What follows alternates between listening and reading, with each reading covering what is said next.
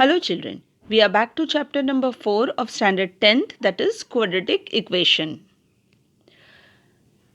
We are here to solve exercise 4.1 question number 2.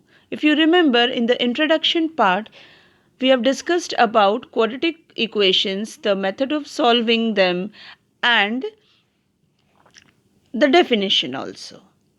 We have solved certain questions so that we understand the quadratic equation much better. Now, in this video, we are going to deal with certain real life examples. So, let's see. Here the question is, represent the following situations in the form of quadratic equation. Certain situations, real life situations are given. We are going to transform them into quadratic equation. Children, these are all real life situations. That actually means you can use mathematics in your regular life. Certain examples will help you to understand it better. Now, the first situation rather. The area of a rectangular plot is 528 meters square. Area of the rectangular plot is given to you.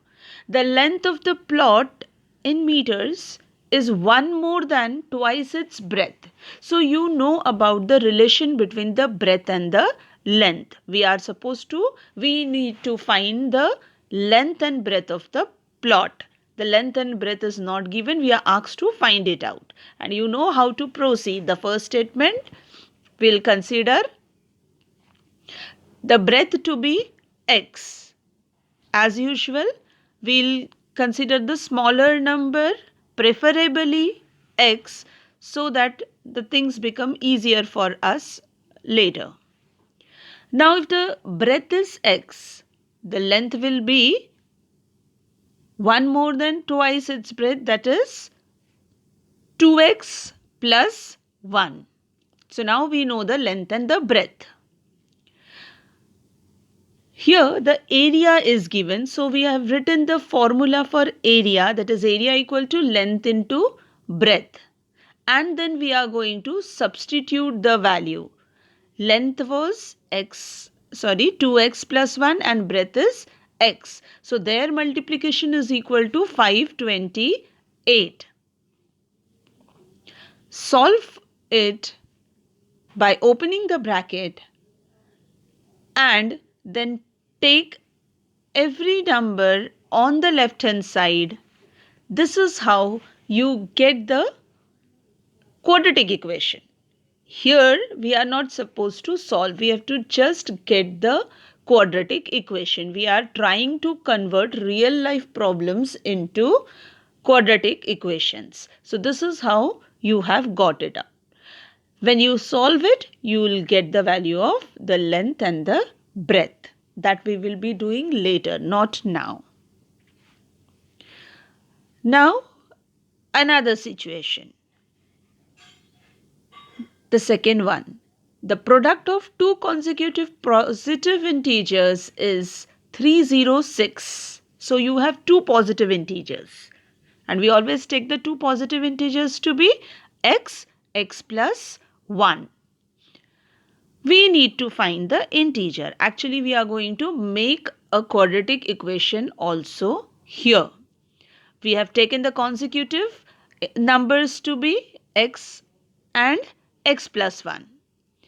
Their product is given to be 306. So we have written it as x multiplied by x plus 1 equal to 306.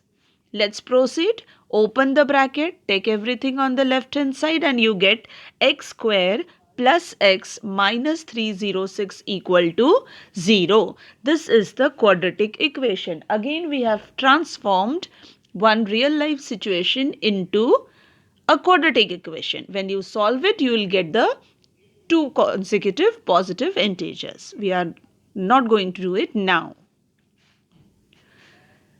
Now, the next question, that is the third situation.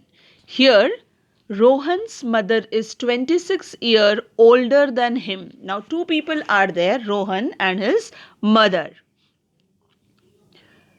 So, finally we have to find the present age of Rohan. So we are taking Rohan's present age to be equal to x years.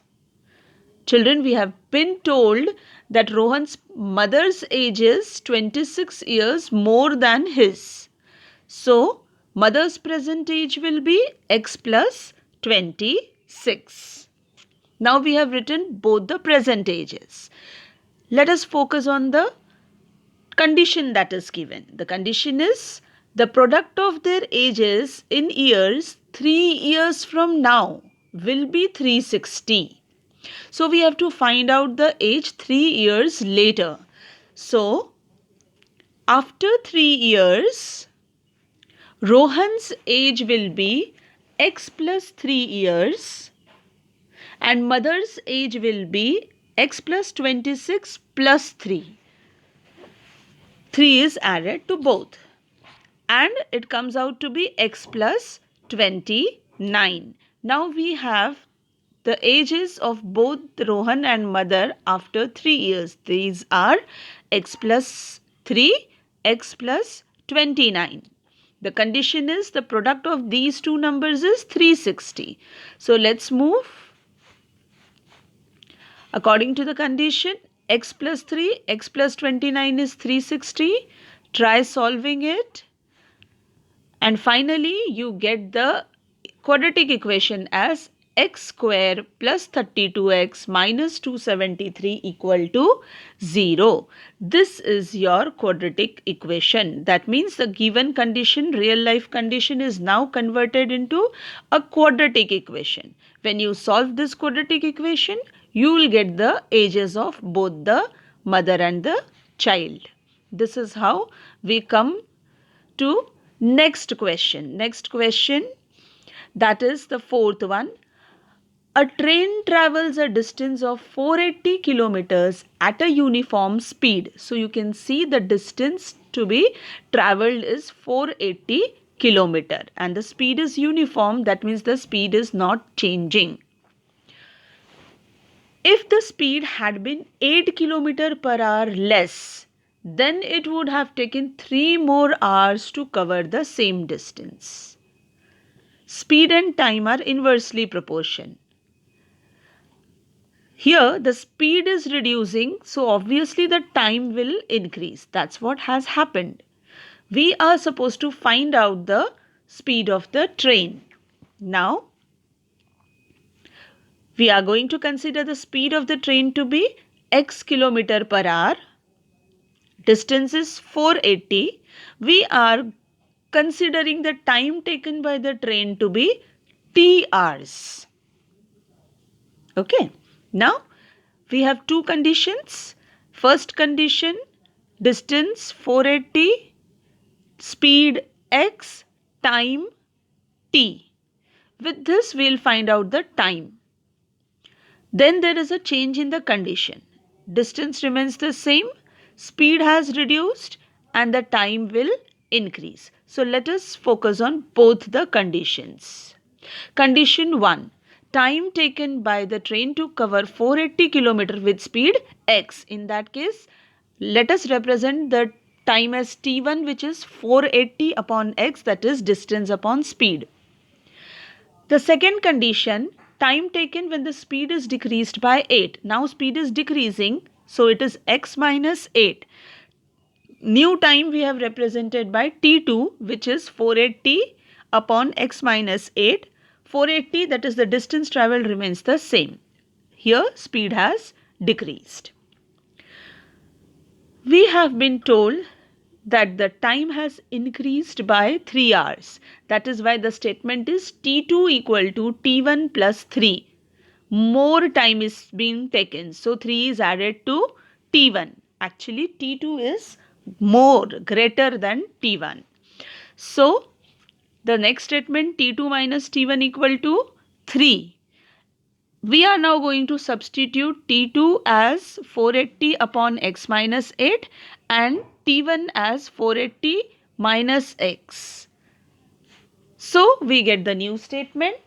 When you solve the statement mathematically, you will finally reach the quadratic equation as x square minus 8x minus 1280 equal to 0.